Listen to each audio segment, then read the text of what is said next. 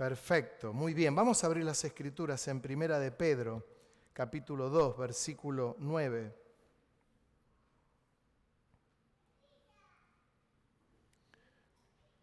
Muy bien.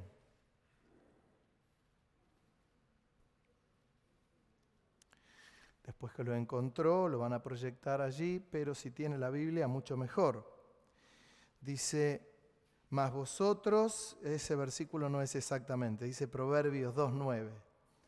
Es Primera de Pedro, capítulo 2, versículo 9.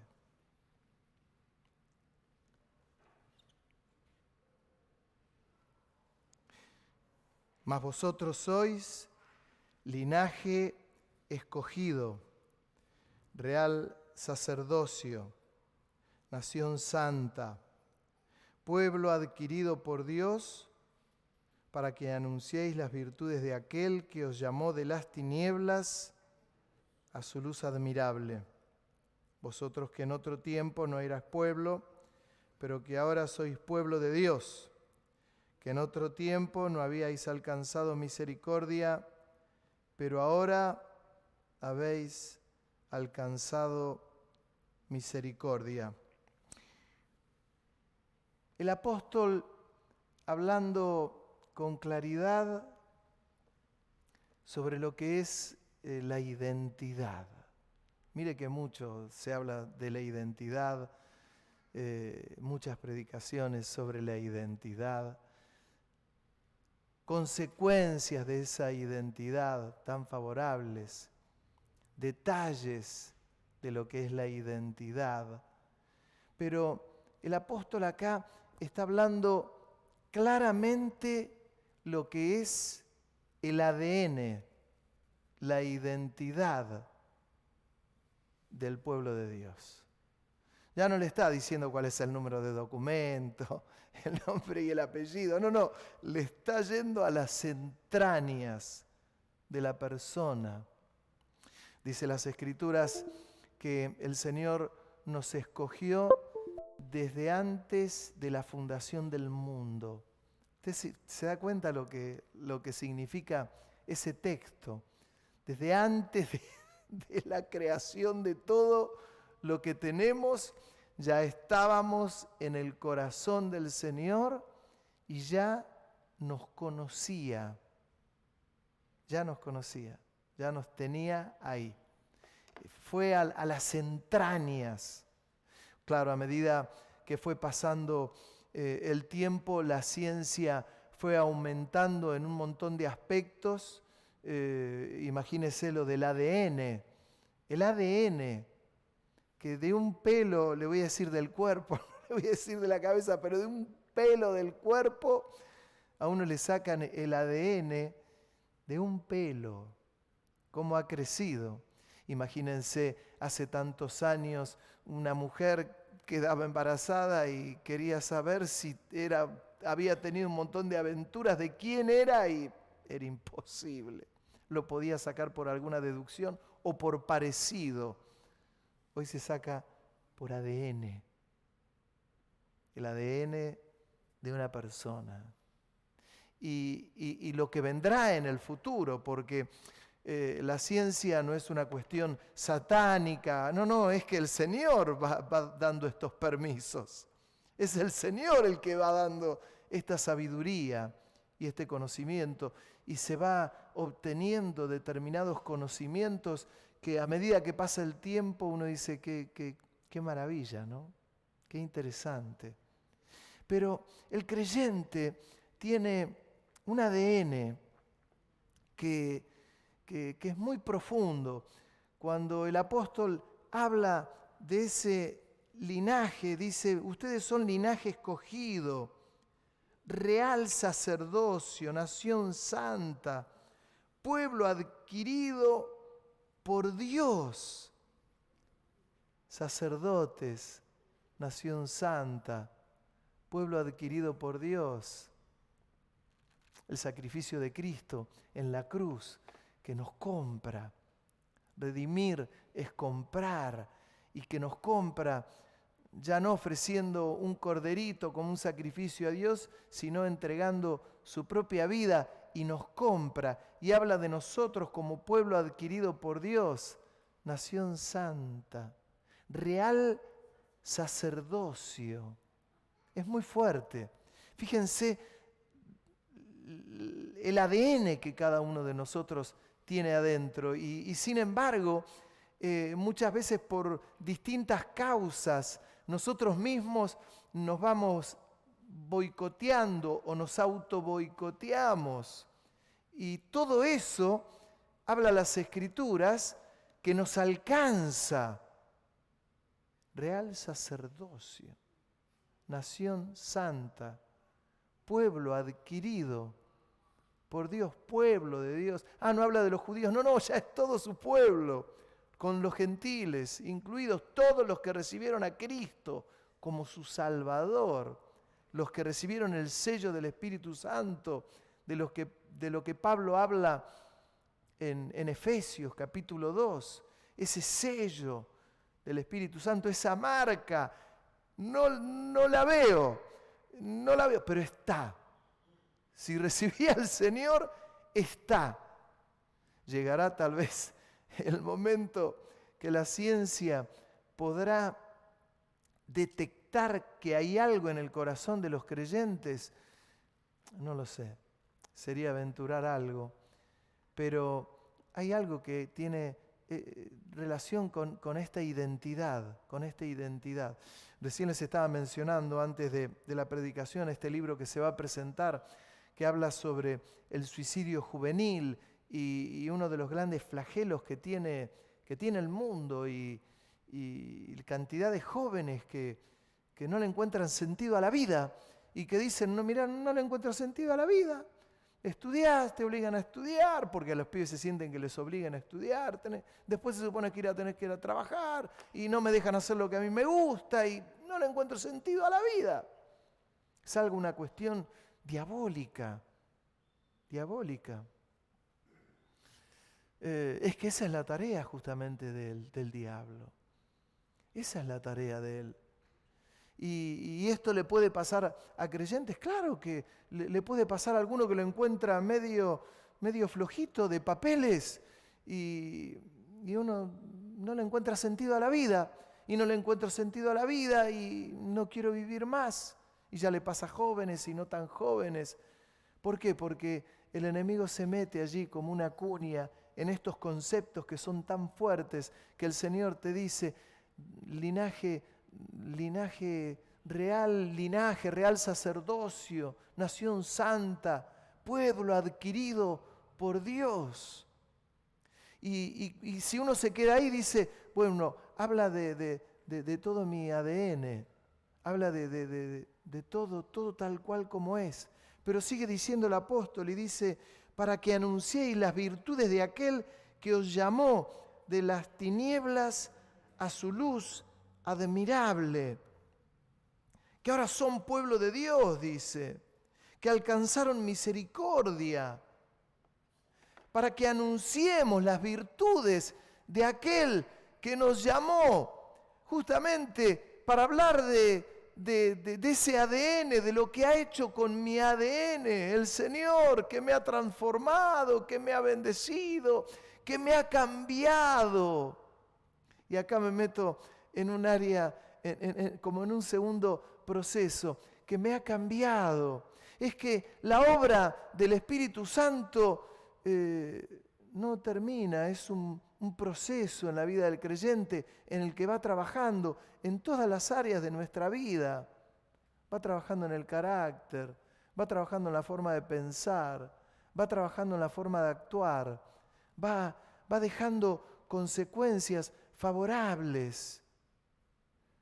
Aquel que era violento deja de ser violento, aquel que tenía problemas con la bebida, el Señor lo saca de la bebida, lo saca de los vicios, lo saca de cuánta cosa no tiene nada que ver con el Evangelio del Reino. Es el proceso del Espíritu Santo en las vidas, donde en ese proceso le decimos al Señor, Señor, te seguiré, como le cantábamos hoy, pero también le decimos, Señor, obra en nosotros, obra en nuestra vida, obra en nuestro corazón. Señor, que tu proceso, el proceso del Espíritu Santo en nuestras vidas, vaya marcando cada vez más este ADN y sea visible, sea visible. En el camino del Señor hay de todo, hermanos. Hay personas que enseguida se convierten y entienden esto y saben que están en una gran carrera donde le van pidiendo al Señor que obre, que transforme la vida, que cambie nuestro corazón, que trabaje en nosotros. Me encontré días pasados con una persona que hacía muchos años que no la veía. Y estaba en un lugar, estábamos en un camping, y viene una persona, yo estaba lavando algo, y viene y me dice, hola, usted es el pastor Abel, ¿no? Yo la miro y digo, sí, la verdad no la saqué rápido, estaba con anteojos, habían pasado, la persona estaba con anteojos, no la saqué enseguida, pero su rostro comenzó a hacerme familiar. Entonces me cuenta algo que le había pasado y me dice, no, por ahí usted no se acuerda mucho porque hablamos 2 veces nada más con usted. 2 veces. Nosotros habíamos tenido un problema X con una hija, pasó esto, y usted nos dio este consejo.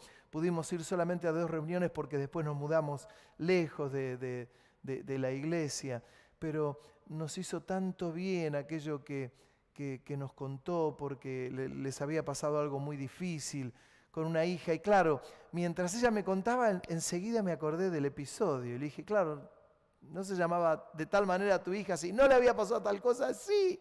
Bueno, y después vino el marido con más años, igual que yo, los dos. ¿Cómo te va? Y enseguida lo saqué. Y me di cuenta cómo a veces los años pasan pero tan rápido. 17 años. Una bocha, ¿no? 17 años. Yo me pongo a pensar, 17 años.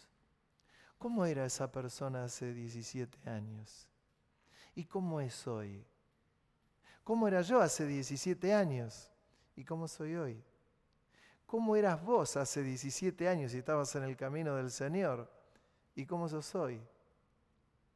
¿Cómo sos? ¿Cómo sos? ¿Qué es lo que pasa en esa vida? Y a veces pasan los años y las personas siguen igual. Y eso es delicado. Porque, ¿sabe? No podemos ser los mismos. No podemos ser los mismos de ninguna manera. Si somos los mismos es porque hay una obra del Espíritu Santo que de alguna manera se ha parado o la hemos parado o nos hemos auto boicoteado o no somos los mismos de ninguna manera. Sí o sí nos tenemos que parecer un poquito más al Señor. Si no nos parecemos un poquito más al Señor,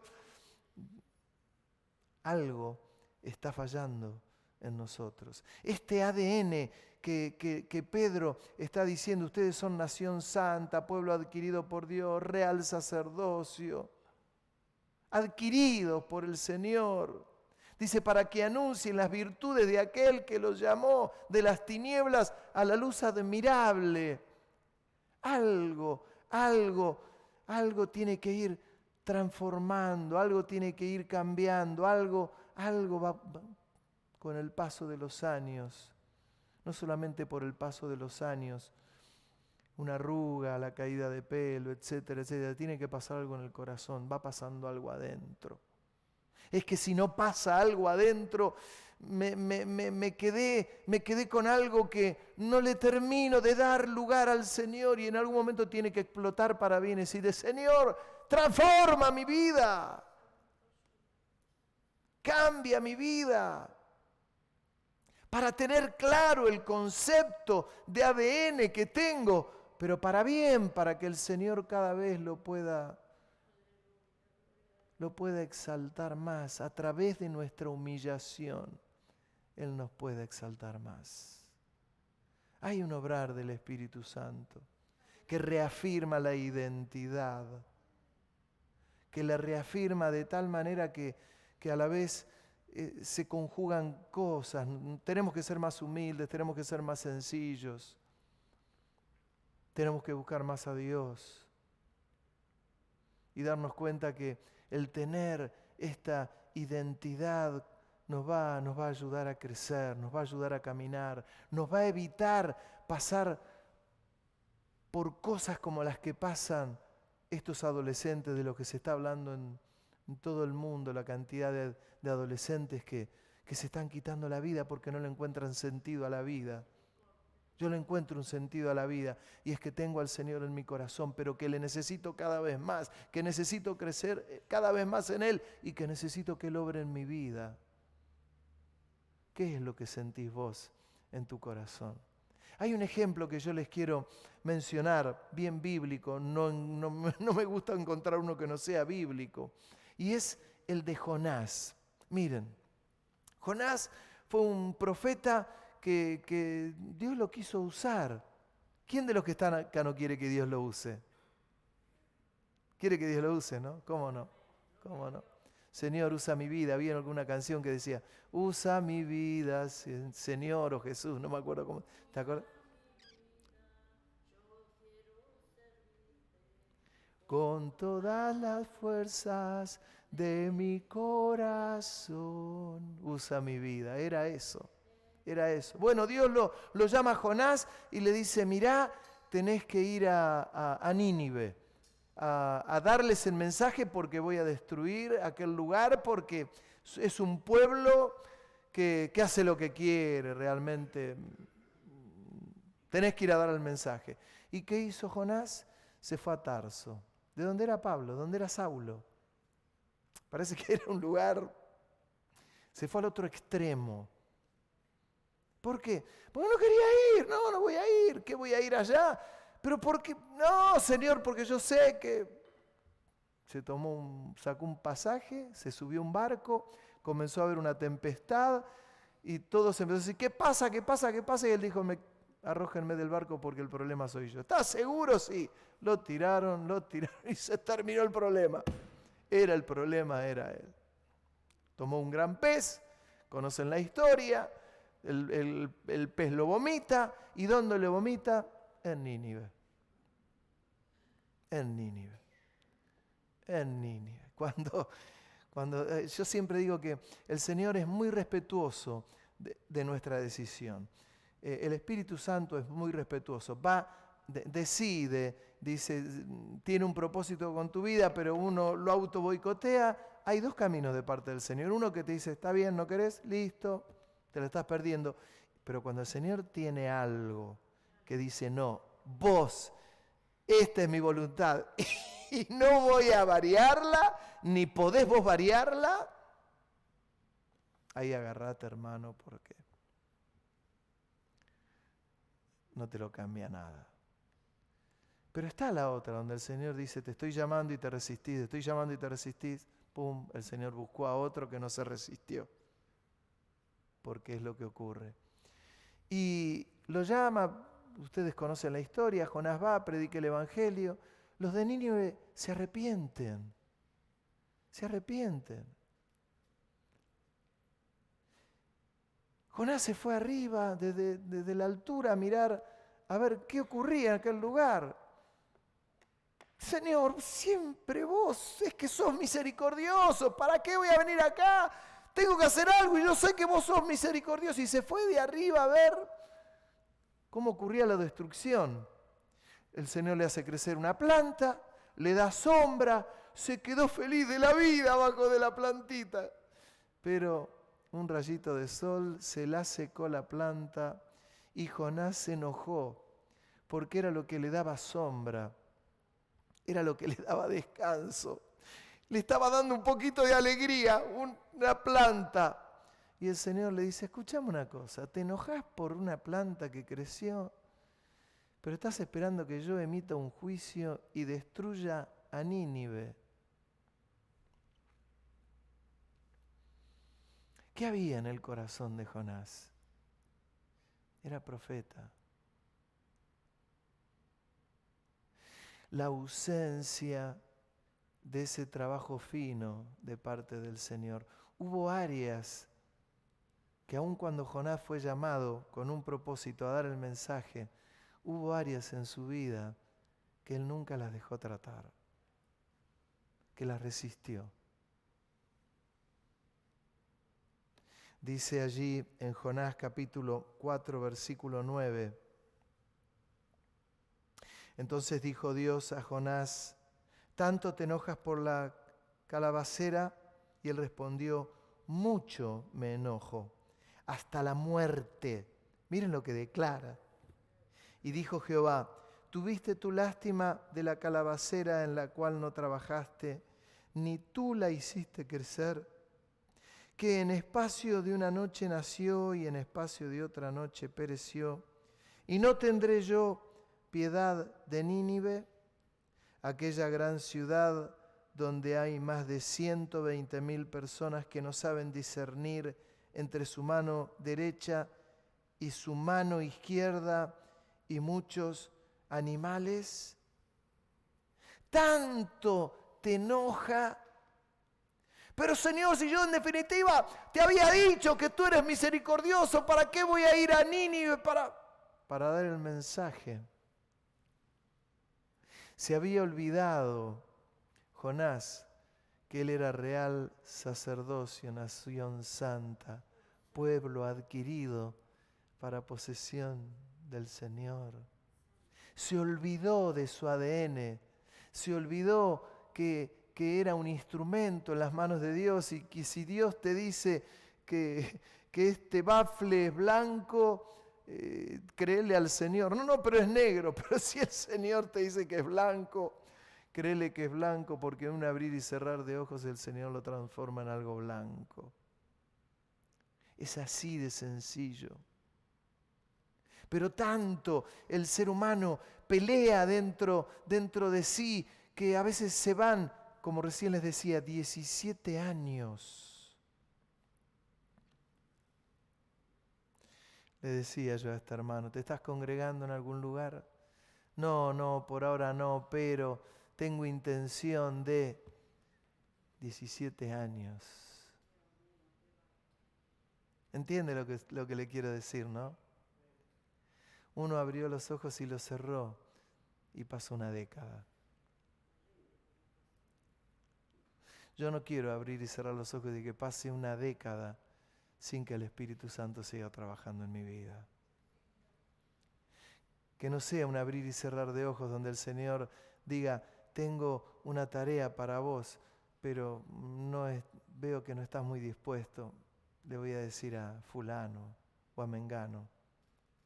Que pueda haber en nuestras entrañas algo que salga de lo profundo del corazón, donde le digamos al Señor: sí, Señor, quiero servirte. No, pero esto no me gusta, esto no lo puedo hacer. No, pero esto no...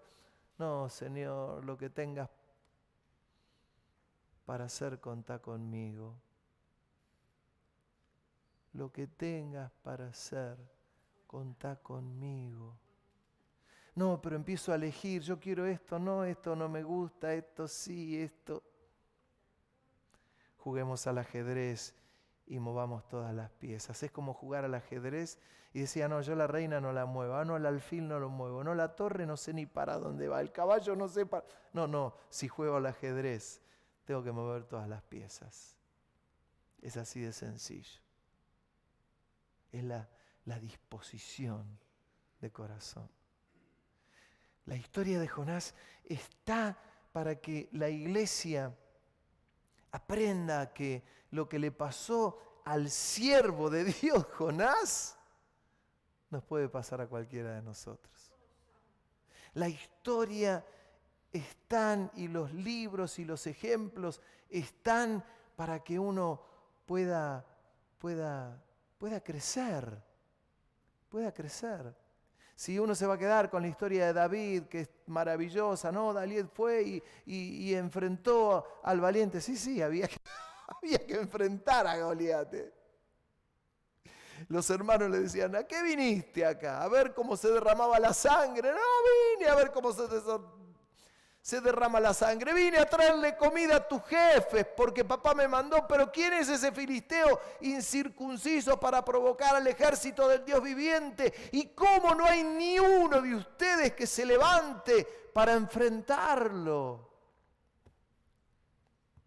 Cuando llegó a oídos de Saúl, ¿quién era? Dice, es un hijo de Isaí, de Belén. De Isaí. ¿Quién será Isaí? Habrá dicho Saúl. Era alguien que el Espíritu Santo estaba trabajando en su vida. Que no cuidaba ovejas, que cuidaba ovejas y algo más. Que las defendía con su propia vida porque lo había mandado su papá. Que aun cuando tenía que ser ungido por Samuel, su padre ni siquiera lo tuvo en cuenta. Samuel dijo, ninguno de estos ha elegido Jehová. Estos son todos los hijos que tenés. Tengo uno, pero está cuidando las ovejas. No, tráelo, hasta que él no venga no comenzamos a hacer absolutamente nada. Y cuando vino David, el Señor le habló a Samuel y le dijo, es este, ungilo. Y no lo ungió como hacemos nosotros, que ahora vamos a ungirte, Luciano luego. No tomó un frasquito de aceite, se mojó el dedo y le puso. Le derramó el aceite en la cabeza. Y los hermanos lo vieron. Y el papá lo vio. Y Samuel se gozaba de lo que estaba ocurriendo. Pero hubo algo que ocurrió en la vida de David durante todo ese tiempo. Y aún cuando fue ungido, un proceso de Dios hubo en la vida de David. Que Dios obró en su vida. ¿Y cuánto? Tanto obró en la vida de David que aun cuando fue rey, el desliz que comete David, lo comete porque el pueblo había ido a la guerra y David se quedó en el palacio, en el reino. ¿Por qué ocurre el desliz que le ocurre a David? Le ocurre el desliz porque él tendría que haber estado en el frente de batalla y se quedó arriba del palacio mirando por la ventana. Pequeños detalles de la obra, pequeños detalles del obrar del Espíritu Santo, pequeños detalles de hombres y mujeres de Dios, pero el proceso que hubo en la vida de David fue maravilloso. El mismo proceso que cuando él se equivoca, lo lleva a los pies del Señor y se postra ante los pies del Señor y reconoce su señorío, su gobierno, su soberanía. Es el obrar del Espíritu Santo. Hermano, ¿qué de nuestra vida? ¿Qué? Esto es lo que te lleva a enfrentarte y a enfrentarme con el Señor. Cuando te mires en el espejo, los caballeros, cuando nos afeitamos a la mañana, miremos un poquito más allá del espejo. Ustedes, señoritas, señores, señoras, cuando se están maquillando un poquito, miremos un poquito más allá y animémonos a decirle al Señor, Señor, sigue orando en mi vida, porque te necesito. Les invito a otro texto más que está en Lucas capítulo 9, versículo 51. Dije Lucas 9:51, cuando se cumplió el tiempo en que él, habla de Jesús, había de ser recibido arriba, afirmó su rostro para ir a Jerusalén y envió mensajeros delante de él, los cuales fueron y entraron en una aldea de los samaritanos para hacerle preparativos, mas no le recibieron, porque su aspecto era como de ir a Jerusalén. Viendo esto, sus discípulos, Jacobo y Juan, dijeron, Señor, ¿quieres que mandemos que descienda fuego del cielo como hizo Elías y los consuma? Entonces volviéndose él, les reprendió diciendo, vosotros no sabéis de qué espíritu sois, porque el Hijo del Hombre no ha venido para perder las almas de los hombres, sino para salvarlas. Y se fueron a otra aldea. Miren, los discípulos fueron hasta bíblicos. Claro, acordaba cuando Elías hizo descender fuego de lo alto. Señor, los samaritanos no te están recibiendo. Tú eres Jesús. Nosotros te defendemos, estamos contigo. Vemos los milagros que haces, los prodigios. Esto no está bueno. ¿Querés que oremos para que descienda fuego de lo alto y los consuma? Se estaban acordando de Elías cuando descendió fuego de lo alto. Raro que no le mencionaron lo de Eliseo cuando aquellos jóvenes le decían calvo, calvo, pelado, pelado, y mandó los osos. Hizo un desastre. No, quieres que descienda fuego de lo alto. Y el Señor los tiene que reprender y le dice, ustedes no saben de qué espíritu son. No sabemos. Y fueron a otra aldea. Claro, samaritanos y judíos no se trataban, estaba ocurriendo algo que era hasta lógico. Yo no he venido para destruir las almas, dijo. ¿Qué mirada tenemos del mundo? ¿Qué mirada tenemos del mundo? ¿Qué mirada tenemos con lo que pasa? Hoy estacionando el auto, iba a estacionar el auto en el ingreso que tenemos acá y estaba todo cubierto de estacionamiento. Un auto había ido a comprar acá enfrente, estacionó en el estacionamiento, me quedé atrás estacionado esperando que él venga. Vino el hombre, me miró de mala cara, sacó el auto, casi me lo choca. No le dije nada, no le respondí nada. Acá adentro tenía unas ganas de bajarme que ni le cuento. Tenía una gana de bajarme. ¿No es cierto, Ricardo? Tenía una gana de bajarme. Pero no, somos de otro espíritu. Señor, que descienda fuego de lo alto y que lo consumas con el auto y todo adentro. Pero sé que porque estacionó, y bueno, ya lo sacará, ya lo sacó, listo. Ya está, Dios te bendiga. Pero ¿de qué espíritu somos? A veces nos sale el viejo hombre. No sale. Y es el viejo hombre, la vieja mujer, para no darle a los hombres, que tenemos adentro, que no nos gusta en un tiempo de tanta violencia. ¿Usted se da cuenta que es un tiempo de violencia por donde va? Para en un semáforo, no mire al de al lado porque hay algunas caras que favorecen. Yo tengo cara de narcotraficante malo, de sicario serial, pero a algunos no les favorece la cara y a otros sí les favorece. Pero, hermanos, ustedes no saben de qué espíritu son, le dijo el Señor a Jacobo y a Juan. Después, cuando el Espíritu Santo obra en la vida de ellos, uno ve con el correr del tiempo, ya fueron otro Juan, fue otro Jacobo. ¿Por qué? Por el obrar del Espíritu Santo. Ya eran distintos. Yo les aclaro, si yo soy el mismo de hace 30 años, no, de 20 años, no, porque hace 20 años necesitaba más al Señor y hoy me doy cuenta que sigo necesitando al Señor y en el futuro sigo necesitando al Señor y necesito que su obra continúe en mi vida, que continúe en tu vida. ¿Para qué? Para que podamos anunciar las virtudes de aquel que nos llamó. ¿Cómo le voy a hablar a otro del Señor si no terminó el proceso del Señor en nuestra propia vida? Deja que se acelere el proceso en tu vida.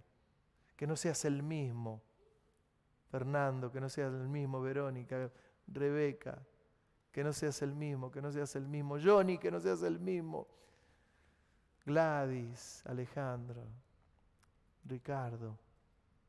Que no seamos los mismos.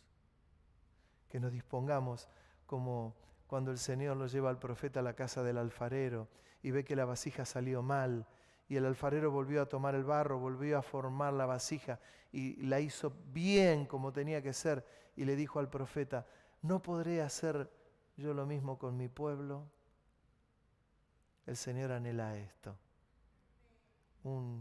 una vida nueva, una vida transformada, un barro sin impurezas, como el barro con el que trabajaba el alfarero, un barro 70 años estacionado para no tener impurezas.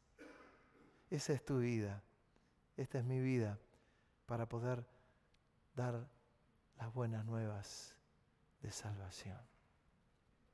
Amén. Yo te invito a que inclines tu cabeza por unos momentos, que puedas decir al Señor lo que